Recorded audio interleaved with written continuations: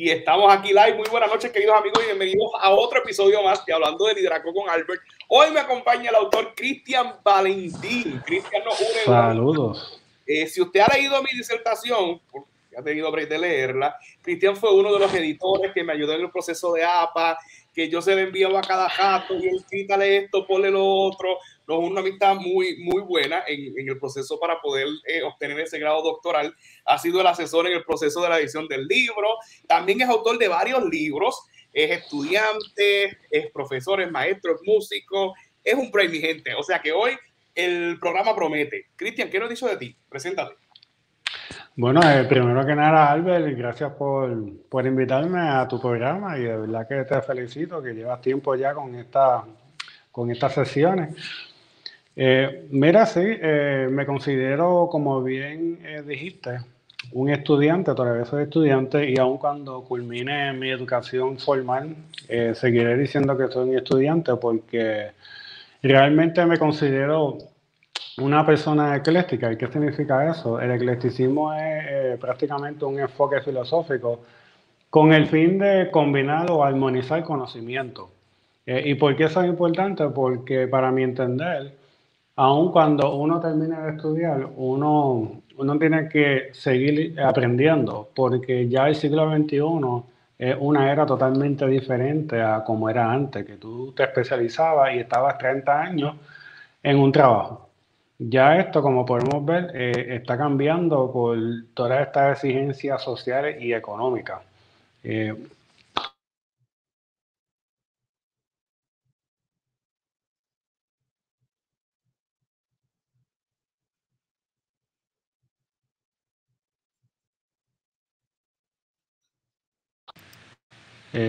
¿Se escucha bien?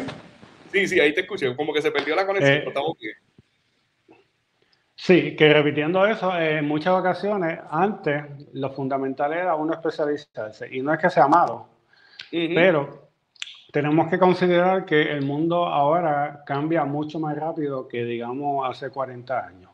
En muchas ocasiones pensamos que si ya una persona tiene 30 años de experiencia, en muchas ocasiones, cuando vemos cómo fue el trabajo de esa persona, en realidad fue un año de experiencia repetido por 30 años. Nosotros ahora tenemos que hacer muchas cosas en poco tiempo y es por las exigencias sociales y económicas que ha traído la era de la información. No, me llama mucho la atención porque me comenzaste ya con un término que quizás unos los conocen y otros no, y es un término el cual yo soy fanático de él, y es el eclecticismo. El cómo tenemos que estar en diferentes halls. Ahora mismo yo estoy aquí con mi podcast, pero también tengo un rol como profesor, tengo un rol como autor, tengo un rol como coach, tengo un rol como maestro, tengo un rol como profesor, tengo un rol como empleado, tengo un rol como presidente de una organización, que Claro. el eclecticismo pues nos hace ser como un pulpo, ¿verdad? O tener diferentes sombreros. Pero dentro de ese reto, quizás hay personas o seres humanos, individuos que no dominan lo que conocemos como el eclecticismo. O sea, muy bien lo dijiste, quizás quieren especializarse en una cosa y no quieren crecer en otras. ¿Cómo pudiéramos crecer? Porque los líderes somos eclécticos, estamos en todas y tenemos que conocer de todas. ¿Cómo en cierta manera tú controlas eso? ¿O cuál es la mejor manera para organizarnos dentro, ¿verdad?, de todas estas destrezas, dentro de todas estas tareas, dentro de todos estos compromisos, para poder quedar bien y a la hora de la verdad poder tener una autosatisfacción o autorrealización? Claro, sí, es muy buena pregunta. Primero que nada, no estoy en contra de la especialización porque es sumamente importante. Obviamente tú no quieres montarte en un avión, un piloto que no tenga la educación, ni tampoco tú quieres que tu cirujano no sea experto en su área. Pero, sin embargo, cuando vemos lo que es la educación en términos de la definición fundamental, vemos que originalmente era para aprender a cómo pensar y cómo vivir. Y por eso la filosofía estoica y las diferentes escuelas filosóficas, por eso se llama escuela filosófica, porque en Atenas habían diferentes escuelas, cada filósofo tenía una escuela con diferentes pensamientos. Y entonces las personas iban a educarse, a aprender un poco de estas distintas escuelas, con el fin de cómo aprender a vivir, porque a fin de cuentas, ¿cómo tú sabes cómo vas a dirigir tu vida? Eh, ¿Cómo tú decides qué tú vas a buscar? ¿Cómo vas a utilizar tu tiempo libre? Pues esas eran las preguntas que se hacían en la filosofía estoica para ellos saber cómo iban a vivir con el fin, que cuando llegaran al final de sus vidas no sintieran que vivieron una vida errónea y que buscaron fines efímeros que al final del día no eran importantes. Pues la educación para mí es eso, no solamente para uno ser especialista en un trabajo o en un área, sino para aprender a cómo vivir. Ahora, tu pregunta era prácticamente cómo tener un balance, ¿no? Cómo tener un balance en qué aprender. Pues claro, esto va a variar dependiendo de los intereses de la persona. A mí hace 10 años no me interesaba a lo mejor lo que era específicamente la filosofía estoica, que era la psicología, la neurociencia. Oye, espérate, Pero dame un break aquí, que quiero hacer una pausa aquí en el sentido de que me describas lo que es la filosofía estoica, porque es un término que yo utilizo muchas veces cuando estoy escribiendo en Facebook y quizás sí. hay gente que asume que lo conoce, pero recuerdo que una vez que mira el término que yo utilicé, he aprendido a ser más estoico en esta vida citadina, o sea, como que ser Sí. fuerte ante la adversidad o buscar qué aprender de la adversidad dentro desde que empecé a vivir en Bayamón, porque vengo del campo para vivir en Bayamón y ha sido un proceso bastante Okay. fuerte. Pero el proceso estoico, la escuela estoica, ¿cómo lo pudiéramos definir y cómo lo pudiéramos aplicar a nuestra realidad? Sí, la filosofía estoica se originó con Zeno, pero uno de los filósofos más importantes y predominantes es Séneca.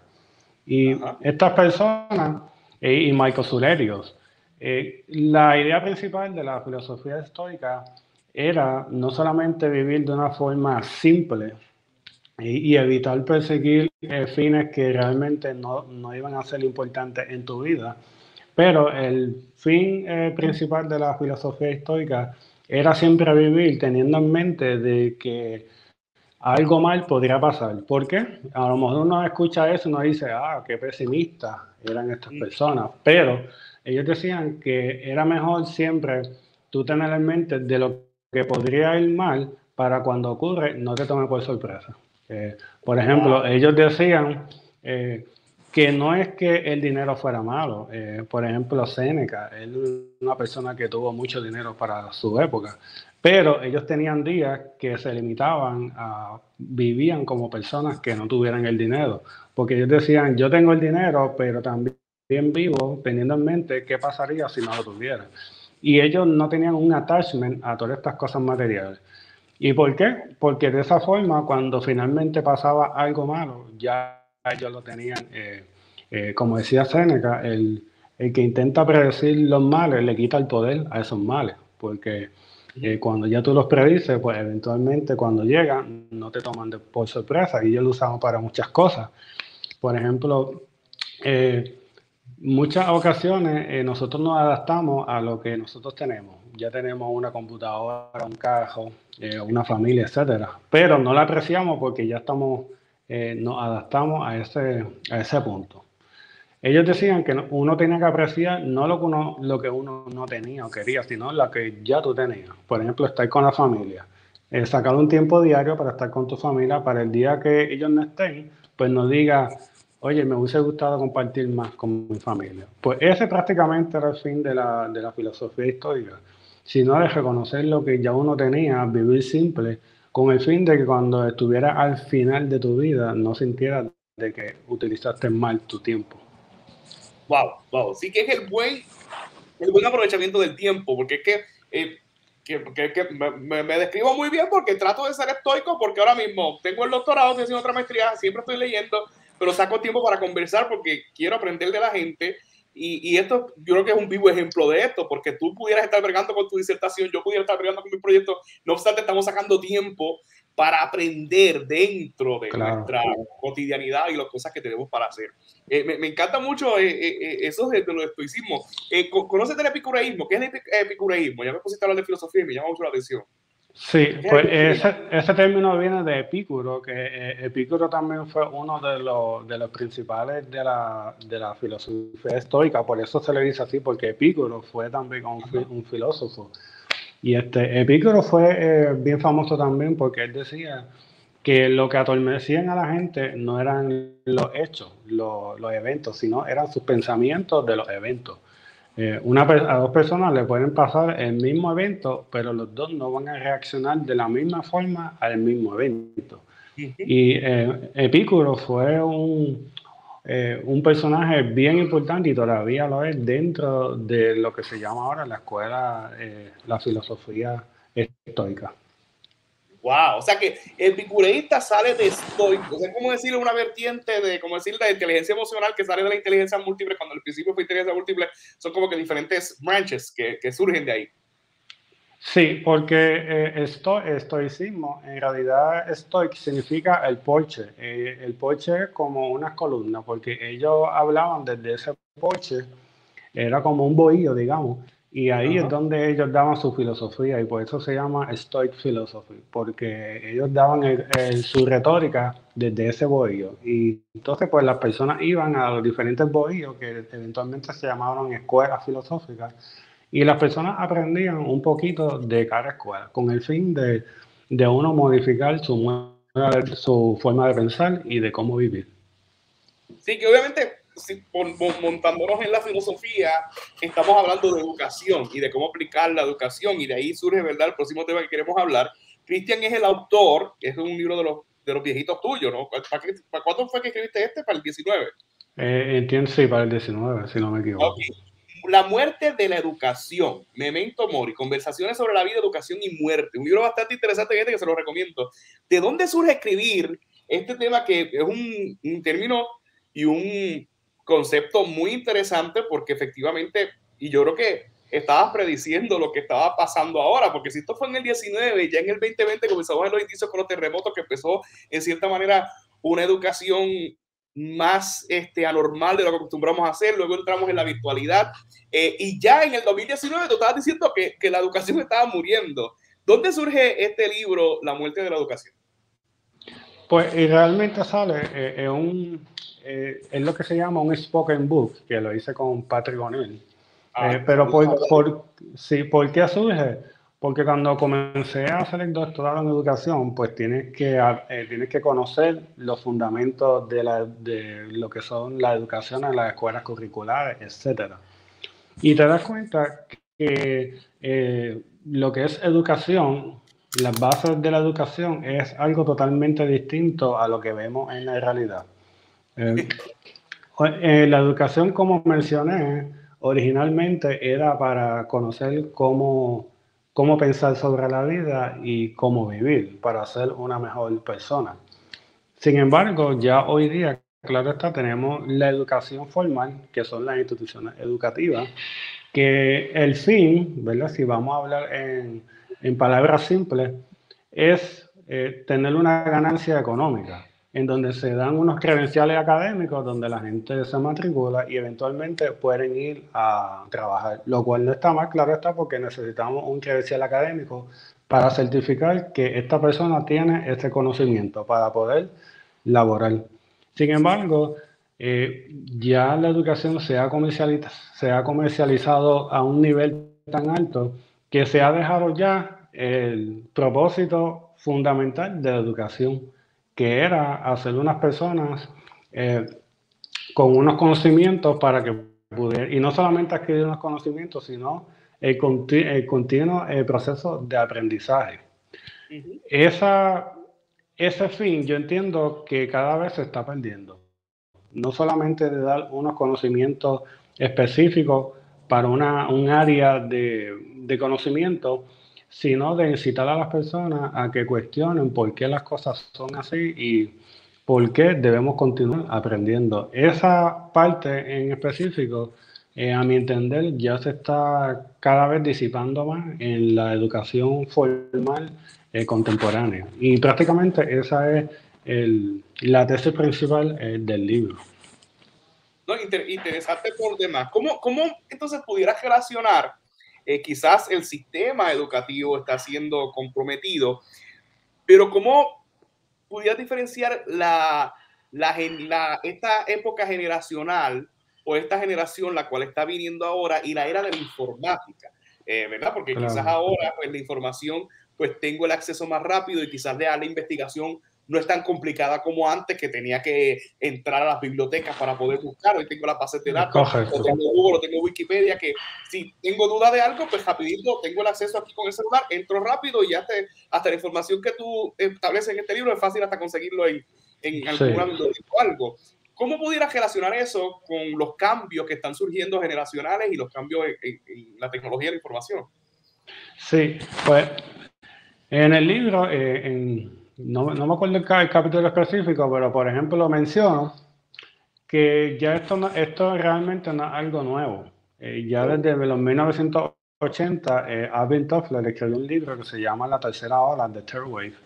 Y él mencionaba que los avances en la tecnología él lo que menciona es que la tecnología eventualmente siempre cambia la cultura y la sociedad. Siempre que sale una tecnología, la tecnología influye en la forma de pensar de las personas, de los ciudadanos.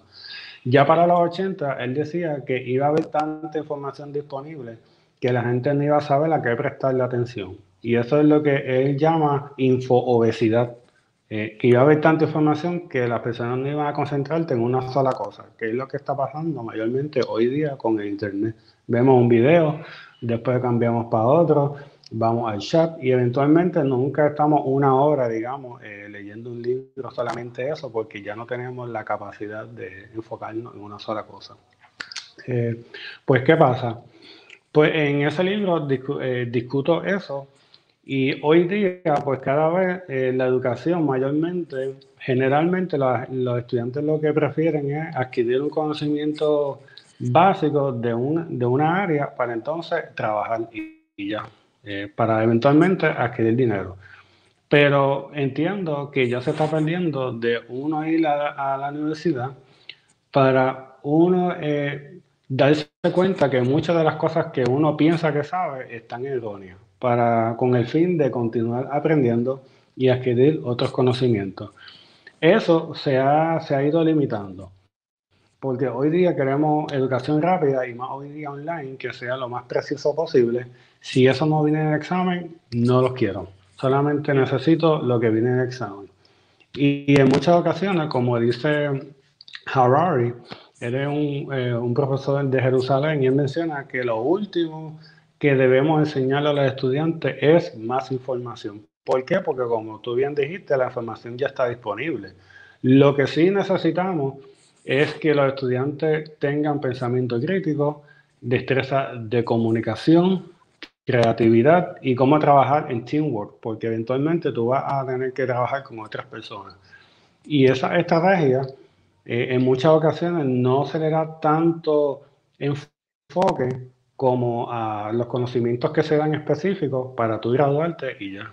Y si no tenemos esas destrezas fundamentales que dice Yuval Harari, pues eventualmente va a ser bien difícil a cómo ser competente en el mundo laboral, porque el conocimiento es importante, sí, lo que le llaman el IQ test, pero luego de un cierto número, de si ya tú eres más alto del promedio, realmente no es tan significativo si la persona no tiene la inteligencia emocional para cómo lidiar en el mundo laboral y económico. No, efectivamente, y me llama mucho la atención. Ahora me quiero dirigir hacia otro aspecto. Obviamente estamos viendo también este auge del emprendedurismo o este auge que he tenido grandes emprendedores aquí en el programa que nos hablan de esos proyectos que pues obviamente pues claro han necesitado la educación porque como tienen acceso a la información pues pueden crear sus propias empresas, pueden crear sus propios proyectos Claro. sin tener que acudir a una educación formal. Pero dentro de la experiencia en tu investigación, ¿cómo ves hacia dónde van dirigidos los grados académicos? Porque de momento sí, ya yo veo que, por ejemplo, un Steve Jobs, que no tiene una preparación académica y ha sido exitoso, o otro modelo como Mike Zuckerberg, que no tiene una preparación académica y le ha ido muy bien. ¿Cómo pudiéramos incentivar, en cierta manera, ya que estamos en el campo educativo, que nuestros estudiantes o que nuestros seres humanos que están en proceso de formación eh, obtengan un grado académico y cómo ese grado académico dentro de esta sociedad les pudiera servir de algo? Sí, claro. Dos puntos fundamentales. El primero es que la educación per se, el currículo, siempre tiene que estar vinculado a una necesidad social. Cuando salieron las Por ejemplo, cuando salieron las primeras maquinillas, pues se empezó a dar comercio en las escuelas porque lo que se necesitaban eran personas diestras en esa tecnología. Luego salieron las computadoras y entonces se empezó a dar, en vez de maquinilla, Microsoft Word para que ellos se adiestren en eso, lo cual sí es importante. Ahora, el otro lado de la moneda es que también tenemos que tener presente que si nos concentramos solamente en adquirir las destrezas necesarias para ser competentes en un área, también tenemos que enseñar lo que es para, como decía Otto, formar personas integrales. Integrales que, en palabras simples, que una persona, si es experto en una área, también no es que sea un experto en todas las áreas, pero tenga un conocimiento básico de, digamos, astronomía, digamos, psicología, sociología. Es decir, una persona íntegra era una persona que no solamente era experto en una área, sino que estaba consciente de los problemas fundamentales de otra área. Ahora, tu pregunta era de cómo los estudiantes pueden también ser funcionales con el título que tengan. Exacto. Pues, en mi opinión, y basado en el libro que es muy bueno de Paideia Proposal, que es un libro por Albert Mortimer, él decía que era casi imposible tú educar a una persona desde que entra a la escuela hasta que se gradúa. Él decía que un estudiante que termina su educación formal y no siente el deseo de continuar aprendiendo, prácticamente ese sistema educativo fracasó. El objetivo fundamental de la educación era que cuando el estudiante se graduara dijera, wow, terminara de estudiar, dijera, wow, ahora yo quiero seguir estudiando independientemente. Y yo pienso que una de las cosas que hace falta, no solamente en Puerto Rico, es que los educadores insistan en que los estudiantes no solamente se sientan satisfechos o satisfechas cuando ya tienen el credencial académico, sino que en su tiempo libre lo utilicen también para continuar expandiendo el intelecto, porque la educación realmente no se queda en la formal, sino en el formal. Y Mortimer Adler mencionaba que la educación que tú mismo te dabas en tu casa, leyendo, era inclusive más rica que la que adquirías solamente por obtener un credencial académico. Así que lo que yo diría es que no es que sea malo ir a la universidad, claro está, nosotros fuimos a la universidad, pero... Estamos en la universidad todavía. Exacto. No nos podemos limitar a solamente lo que se da en el salón de clases. Eso es lo que yo diría. No se puede limitar la persona a lo que nos da en el salón de clases. Y por eso se llama estudiante, ¿verdad? Porque estudia antes, estudia en su casa. No, me estudié. No había pensado de esta forma, pero qué brutal, estudiante. Me llama mucho la atención por esta línea, que de verdad que volaste la cabeza con eso de estudiantes. Es con relación a que como la educación fuera del contexto quizás escolar o quizás universitario, pues es más rico cuando es externo. Y yo creo que quizás es por la punitividad o la dosimología que encontramos en el campo escolar o universitario. Me explico. Es decir, que yo no puedo hablar de filosofía de esta manera en la universidad porque quizás lo tengo que enmarcar en un examen de escoge. Quizás me pregunten qué es la escuela estoy, que entonces ahí tengo o un llena blanco o tengo que cumplir con el examen y no puedo disfrutar el proceso por quizás la punitividad o por la presión que me ponen de que tengo que cumplir con un proceso de medición de assessment o una evaluación para poder obtener en cierta manera una aprobación de ese curso que está dentro del currículo para obtener mi grado, pero no hay un disfrute del proceso. ¿Cómo pudiéramos en cierta manera combatir? Pero este consejo sería más hacia los profesores o los que estamos a cargo de educar, porque quizás pues ya si somos estudiantes y el profesor que nos toca nos va a poner un llena blanco y nos va a poner un pareo, entonces pues ya pues uno se lo embotella y no disfruta el proceso porque estoy estudiando antes, pero para quedar bien, no para fomentar una educación en el salón. ¿Cómo pudiéramos en un futuro, verdad? Ya yo estoy en la academia, pero si vamos a educar, ¿cómo pudiéramos contrarrestar o combatir eso para provocar en los muchachos que siguen estudiando, que siguen investigando y que siguen creciendo para cumplir, como dijo el autor que tú mencionas? Sí, pues mira, es un problema que, como dice Ángel Villarini, para tú cambiar el currículo, tú tienes que cambiar la política educativa, que es mucho más difícil.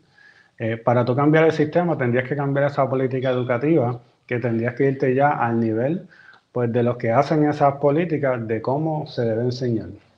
Lo de la presión es una realidad. Por ejemplo, mi disertación es sobre el plagio y uno de los factores que inducen a los estudiantes a cometer el plagio es por la presión académica.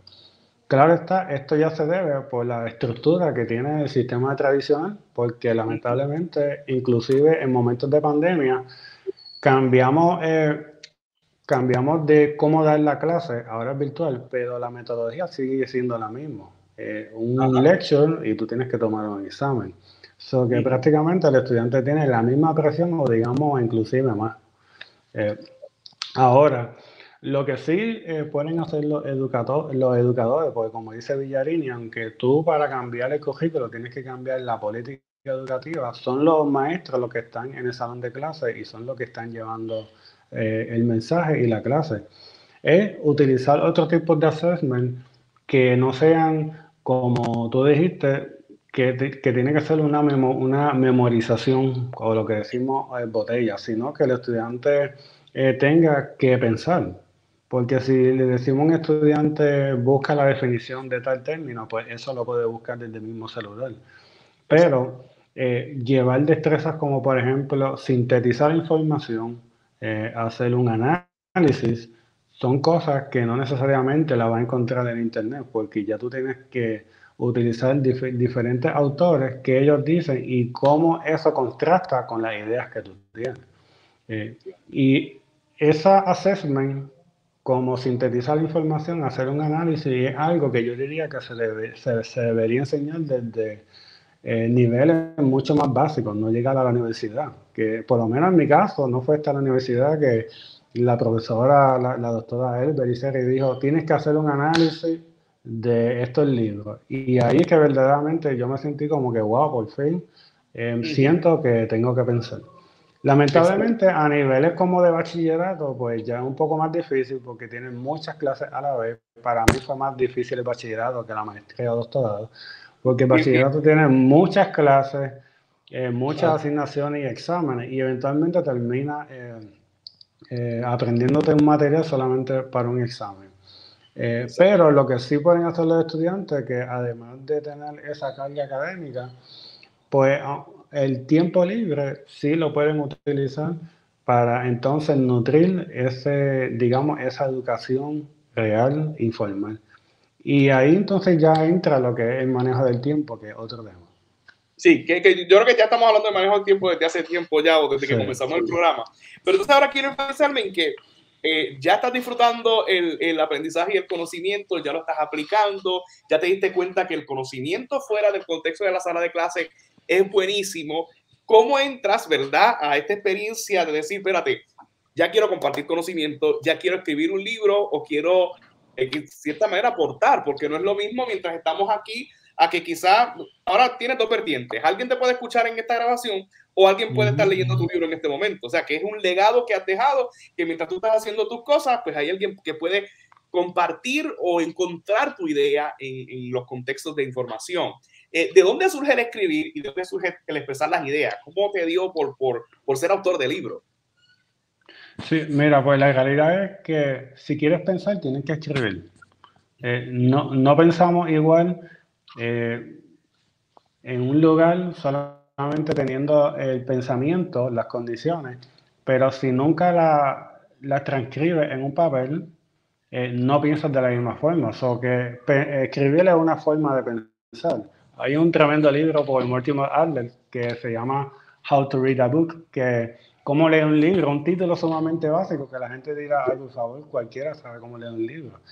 Pero ahí es que él menciona que la lectura tiene que ser una forma activa. De uno no solamente lee por leer, sino tienes que preguntarte por qué el autor está diciendo eso y cómo sabemos si esto es cierto. Tiene que ser interactiva. ¿Y por qué sale lo de escribir? Porque realmente, personalmente me gusta leer, pero llega un punto que tú tienes que hacer algo con lo que estás leyendo. Una de las factores es porque el 70% de lo que tú lees se olvida en los 2 años. Eso es lo que se llama the forgetting curve. Y para evitar eso, tú tienes que hacer lo que se llama extraer la memoria. Hay otro libro muy bueno que se llama Make It Stick, que menciona cómo tú puedes enseñar y cómo recordar mejor. Y es escribiendo, haciendo un análisis, haciendo un resumen. Y prácticamente en mis libros yo no me siento a decir este año voy a escribir un libro. En realidad es una síntesis de lo que he leído ese año, con el fin mayormente para no olvidar esas cosas que he leído. Porque si tú lees un libro y no te sientas a analizar lo que leíste o a escribirlo, prácticamente no puedes saber si lo conociste. Por eso el parafraseo es tan importante, porque si tú no puedes parafrasear algo, significa que prácticamente no lo entendiste. Y por eso nace la escritura, no solamente por decir, porque quiero escribir un libro, sino para sintetizar esos conocimientos que he leído. Porque si no lo hago, entonces eventualmente todo ese tiempo que utilicé para leer prácticamente lo perdí, porque el 70%, si no lo extraemos de la memoria, lo perdemos en menos de 2 años. Entonces, el extraerlo conlleva el escribir o compartir lo que aprendimos sobre ese libro. Exactamente, y puede ser escribirlo o, por ejemplo, hacer un vídeo. Por esa razón también tengo un canal de YouTube, no solamente para publicar el vídeo, sino para hacer un resumen del libro que leí. Y para hacer ese vídeo tengo que hacer un mini bosquejo de lo que leí. Y ya de esa forma estoy extrayendo lo que leí. So que prácticamente esa es la forma en cómo intento mantener las cosas que leo. No solamente leer un libro, sino eventualmente conectar los diferentes autores que leí y hacer nuevas ideas, porque creatividad no solamente es, digamos, hacer una pintura, una canción, sino crear nuevas ideas con los diferentes autores que ya tú leíste. So, es una forma de creatividad y también de cómo retener lo que leíste. Porque en cierta manera yo creo que ahora bueno, yo hace poco comencé a aplicar esa práctica y era la práctica de la relectura. Supone yo tengo una librería muy similar a la que tienes ahí en la parte de atrás y comencé a volver a leer libros que había leído quizás hace mucho tiempo atrás. Y dije, déjame volver a leer este. Y ha sido refrescante en el sentido de, mira, esto yo lo aprendí de aquí. Y recuerdo que en una ocasión leí un libro que mi mamá me había regalado y cuando comencé a leerlo, mira esto que poderoso, como diría, se llamaba Liderazgo al Extremo. Todo lo que decía el libro ya yo lo estaba viviendo porque estoy casi seguro que cuando lo leí, lo apliqué y sin darme cuenta estaba aplicando todo lo que ese autor recomendaba. Y me llama mucho la atención ese sentido de cómo has aplicado esa dinámica de escribir. ¿Cuándo fue la primera vez que te diste cuenta de que tienes que escribir un libro para poder aplicar esta práctica que mencionan de poder parafrasear o extraer lo que conociste? ¿Cuál fue el primer libro y cómo fue el proceso? Fíjate, la idea, lo más posible como tú dijiste, ¿verdad? Es bien interesante que uno lea un libro y eventualmente tú aplicas lo que aprendiste y eventualmente olvidas que fue que lo aprendiste de un libro. Pues realmente entiendo que una de las formas fue ese libro de Mortimer Adler, de cómo leer un libro, eh, pero no necesariamente lo vi como para publicar un libro, sino dije, voy a hacer un ensayo de esto que leí, de estos diferentes temas que he leído, para hacer algo propio. Y por eso el primer libro, El pensamiento de un Homo sapiens, es más bien un libro filosófico de las diferentes religiones. Y ahí fue que comencé a hacer esa síntesis de los diferentes libros que ya había leído. Pero realmente entiendo que ese libro de cómo leer un libro de Mortimer Adler fue fundamental no solamente para escribir, sino para darse cuenta de cómo leer y lo importante que es la escritura para refinir el pensamiento.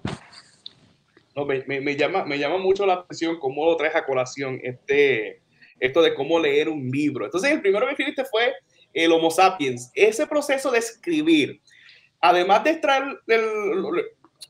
además de extraer tu conocimiento, en este sentido, ahora ya no es un conocimiento, no lo escribiste por escribir.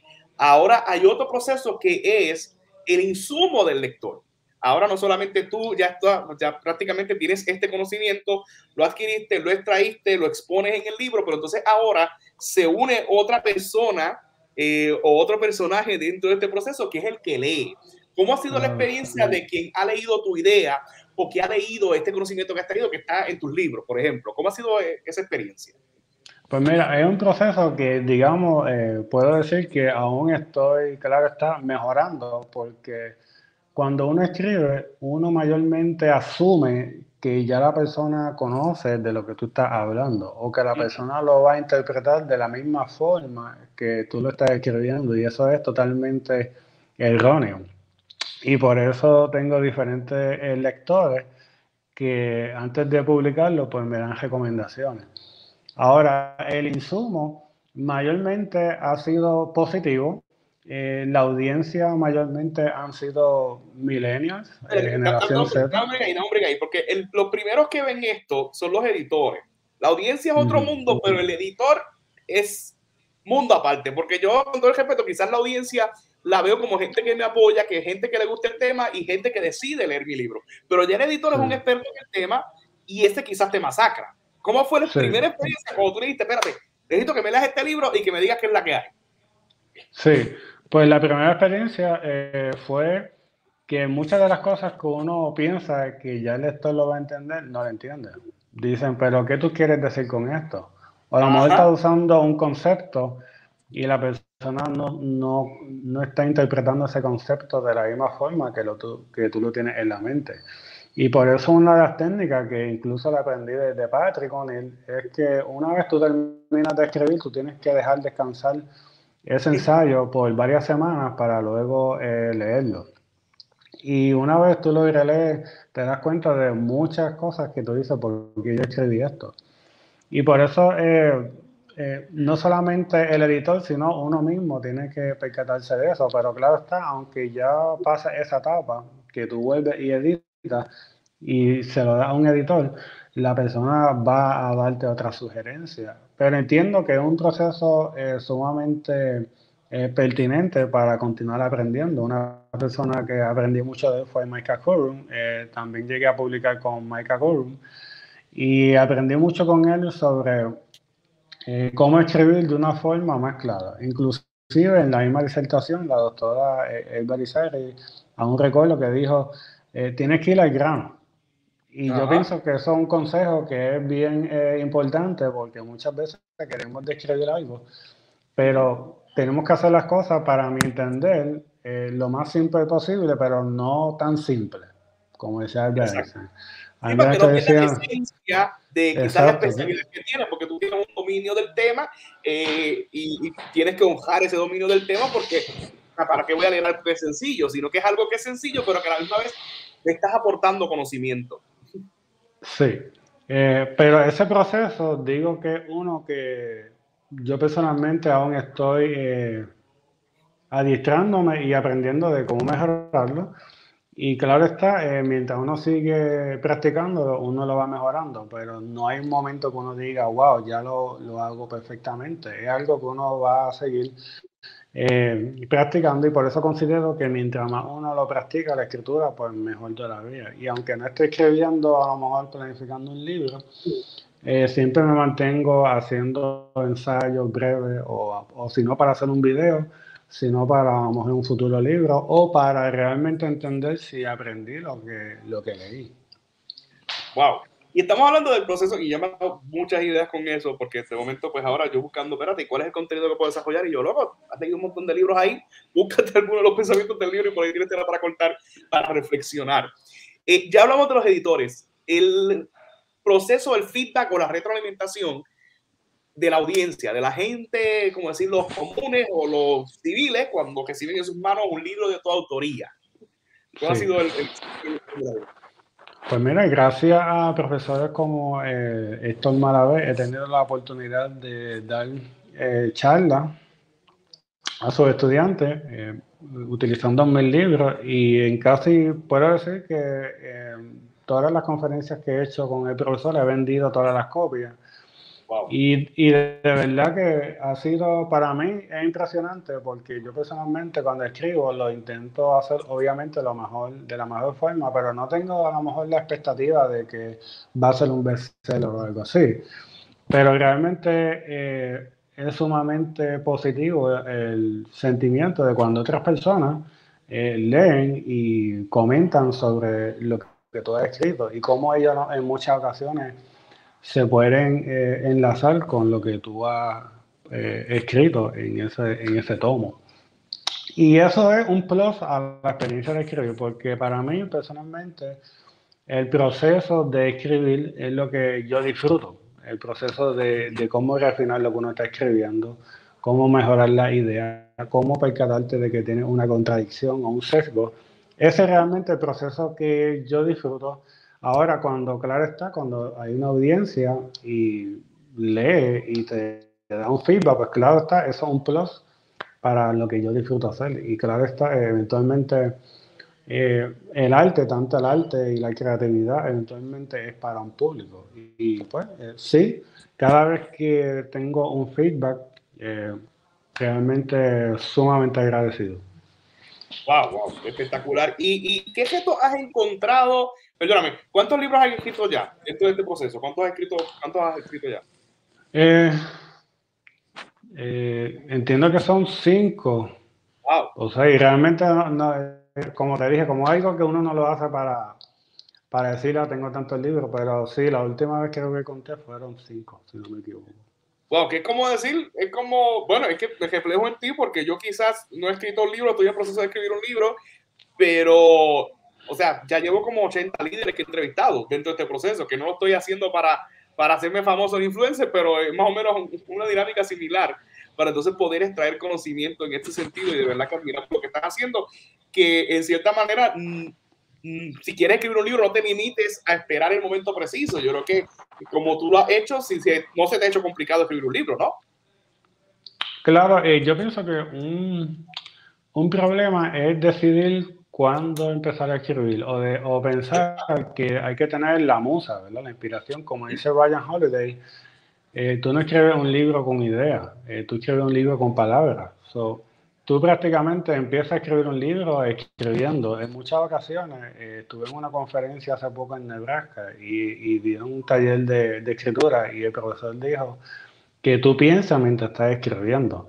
So que si quieres comenzar, tienes que comenzar ya con el papel en blanco y comenzar a redactar. A lo mejor no tienes la idea sumamente clara, pero lo que sí yo te puedo decir con certeza es que cuando ya tú empieces a escribir, eventualmente vas a tener la mente más clara a cuando no estabas escribiendo. So que entiendo que no se debe esperar el año que viene, en enero 2 voy a empezar. No, si uno realmente quiere escribirlo, lo puede comenzar ya en este momento y no podemos esperar a que venga esa inspiración, porque realmente si uno va a esperar la inspiración, nunca va a hacer nada. La inspiración para mí surge cuando ya tú diste ese primer paso. ¿Verdad? Como dicen coloquialmente, el camino se hace caminando. Tú vas caminando y vas haciendo el camino. Pues así prácticamente es la escritura. A lo mejor el primer día no tienes la tesis completamente refinada, pero eventualmente mientras vas escribiendo, vas enclareciendo ese pensamiento, porque como mencioné al inicio, escribir es una forma de pensar. Sí, me encanta lo que menciona. Y obviamente ahora tenemos esto tan poderoso que de momento si viene la musa, yo en el libro, espérate, déjame apuntar esto. Y en los notes yo lo estoy escribiendo y todo lo estoy controlando desde acá. O sea, que no tengo que esperar a sentarme en la computadora para escribirlo. O si encuentro algo, pues mira, le tomo una foto que yo como estaba en el proceso de tesis, yo encontraba un libro, pues le daba screenshot a suponerle, pues, mira, este tema, mira, screenshot, esta investigación y así sucesivamente, porque ahora tenemos, como mencionamos al principio, un acceso a la información y a la misma vez un acceso a poder crear pensamiento. De verdad que ha sido muy espectacular todo lo que han mencionado en este aspecto de cómo crecer en el proceso de escribir o redactar libros. Y de momento, ¿cómo has trasladado? Ok, escribimos muy bien. Yo me he dado cuenta que también el escribir me ha servido de cierta manera a poder expresarme mejor porque el vocabulario crece para entonces poder, en cierta manera, como tú decías, que esté más claro. Y en términos de comunicación, en términos de expresión, gracias al proceso de redacción, que es donde complemento la lectura con lo que comunico, pues me ha servido de mucho para expresarme. ¿Cómo ha sido tu caso cuando presentas que ya no estás, o sea, en el libro estás en tu cuarto escribiendo, pero ahora cuando estás en tu foro, en una conferencia, ya no es lo mismo, cambia completamente la dinámica? ¿Cómo ha sido esa experiencia que es con la audiencia? Lo mencionaste ahorita más o menos, pero ¿cómo lo trasladas a la comunicación? ¿Te refieres a cuando uno lo va, digamos, a presentar en una conferencia o Exacto. algo así? Sí, mira, digamos, es un reto, porque en una conferencia, digamos, tú tienes que presentar esa tesis en 40 minutos, 45 minutos. So que sin duda hay que prepararse. Tienes que saber cómo desglosar esa tesis en una no más de 10 oraciones. Y por eso cuando ya, claro está, uno lo publica, ya uno tiene una idea bien clara de lo que quiere presentar, pero también tienes que prepararte mentalmente a cómo debatir las preguntas que te van a hacer. Tienes que presentar de la forma más precisa posible y claro esos argumentos, que eso también es adicional al libro, porque en el libro tiene varias páginas para explicarlo, pero cómo tú haces ese resumen en unas cuantas oraciones, pues eso es otro detalle. Ahora, disfruto el proceso de dar el lecture, pero claro está, para mí lo más importante no solamente es de volver a afirmar lo que uno está dando, sino de recibir un feedback de a lo mejor algo que no está tan claro en el libro o una evidencia que contradice algún punto que tú estás dando. Y para mí eso es lo más importante porque la ciencia prácticamente se basa en refutar lo que ya está hecho. Para eso es que uno va a la universidad, para refutar lo que ya se conoce, para eventualmente crear nuevos conocimientos. Y para mí, ese proceso de escribir el libro no solamente es para demostrar lo que una idea principal, sino cómo eventualmente tú puedes definir esa idea. Y yo pienso que eso sucede cuando finalmente tú se lo presentas a otras personas y a lo mejor un profesor ve ese problema desde otro punto y te da sugerencias basadas en otros estudios que se han hecho y eventualmente tú puedes refinar esa tesis que tú hiciste o planteaste. No, y hay que saber el proceso de crítica, como muy bien menciona, Sí, que es muy, en cierta manera, a veces nos choca, porque quizás nuestra generación o fuimos criados de cierta manera a que la crítica, cuando nos la hacen, pues ya entramos en la defensiva y en un proceso de claro. frustración, pero a la hora de la verdad, cuando damos para atrás y miramos hacia atrás, vemos que muchas veces la crítica es necesaria, como muy bien menciona, fortalece, destreza y a la misma vez nos permite crecer. Así que, ¿verdad? Un proceso bien difícil y yo lo estoy diciendo, pero cuando critican no es fácil. Pero vamos a sacar Sí, el jugo a esa crítica y lo que nos están enseñando. Cristian, hay unas preguntas medulares que yo le hago a todos mis invitados y para ir concluyendo ya lo que estamos trabajando, te sí. quiero hacer varias preguntas. Obviamente ya has mencionado varios libros y yo estoy de que quiero ver ya esta grabación para entonces buscar todos estos libros y tenerlos ya en mi estantería de libros. En este sentido, ¿cuál es tu libro favorito? Pues mi libro favorito diría que es La Tercera Ola, el que mencioné de Alvin Toffler. Es una pregunta difícil porque el primer libro que así que prácticamente tuvo mucha influencia en mí fue Cosmos por Carl Sagan. Ah, Pero La Tercera Ola por Alvin Toffler es un libro que aún, como te dijiste, sigo releyendo y cada vez que lo releo encuentro cosas nuevas. Ese wow. ha sido uno. Otro libro bien importante que a lo mejor a las personas les puede interesar es por Danny Kearney que se llama How to Stop Worry and Start Living. Cómo dejar de preocuparte y empezar a vivir. Es Es un un clásico de libro, Dale Carnegie. Después de sí, How to Influence and Influence People. exactamente. Inclusive a mí me gustó más, yo leí los dos, me gusta más ese. Wow. Cómo no preocuparte y empezar a vivir porque en muchas ocasiones cuando tenemos varias tareas o un problema tendemos a preocuparnos, a lo que se llama rumiar en psicología. Y es como hacen las vacas que se quedan comiendo la misma hoja, la hierba, comiendo y masticando. Pues lo mismo con el pensamiento, seguimos pensando y pensando. Eh, Pero ese libro es bien fundamental, un lenguaje bien básico, te da una sugerencia que aunque parecen obvias, uno no la hace.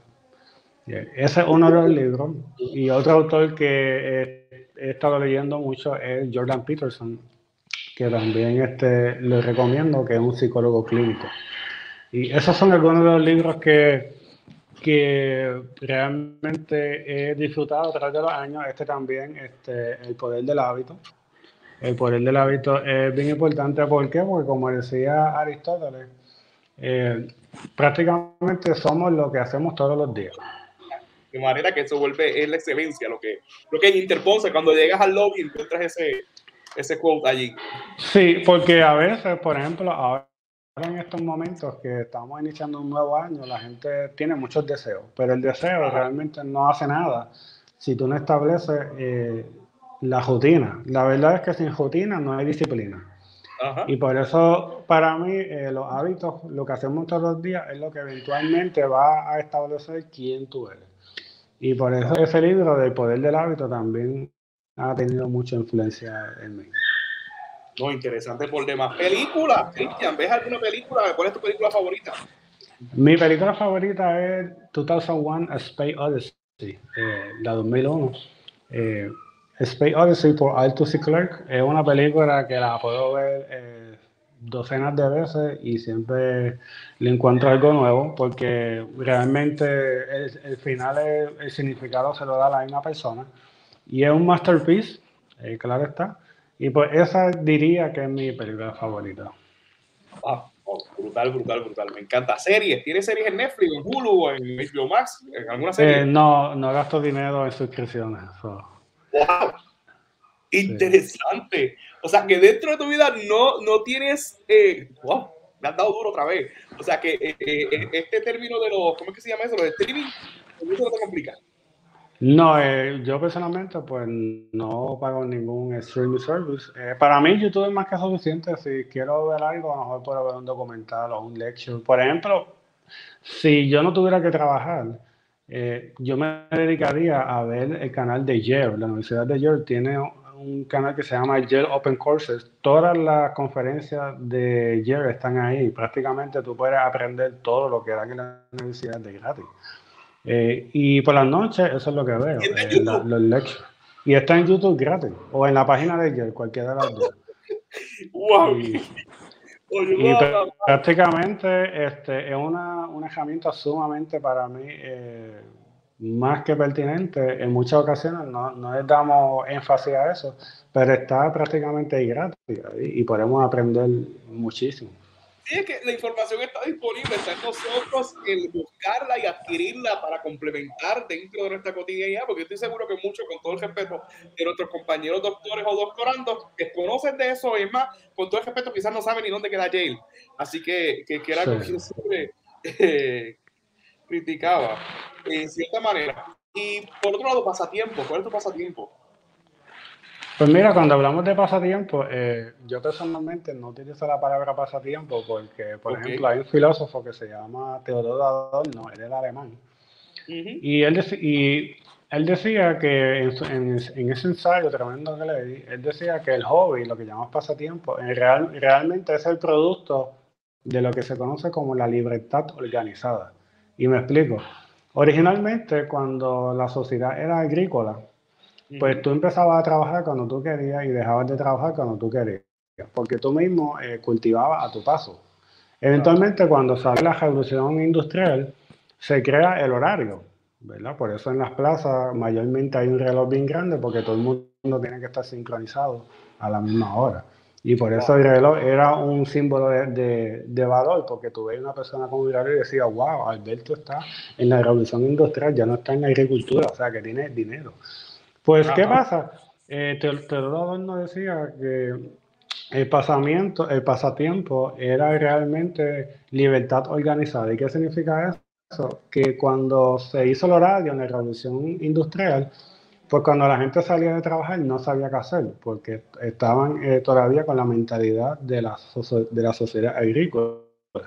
Y por eso se hizo la industria del entretenimiento, en donde las personas veían películas, donde las personas salían a beber, como decimos ahora, jangueo, pues eso realmente es libertad organizada. Teodoro Adorno decía que él no tenía pasatiempo, él lo que hacía era que con su tiempo libre lo utilizaba para continuar aprendiendo y seguir mejorando como persona. Y él decía que no le llamaba pasatiempo porque eso era como una burla, porque un pasatiempo era como tú decir, ir para la playa.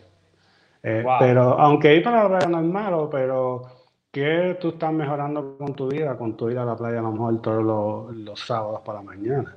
Ajá. Eventualmente uno tiene que utilizar el tiempo libre, lo que le llaman el ocio o el leisure, para seguir mejorando uno digamos, en una área de conocimiento, en la arte, en la música, eventualmente para mejorar como persona. Y eh, yo personalmente, pues digo que en mi tiempo libre, pues intento utilizarlo para cosas como, por ejemplo, leer o mejorar la escritura o continuar aprendiendo instrumento musical. Wow.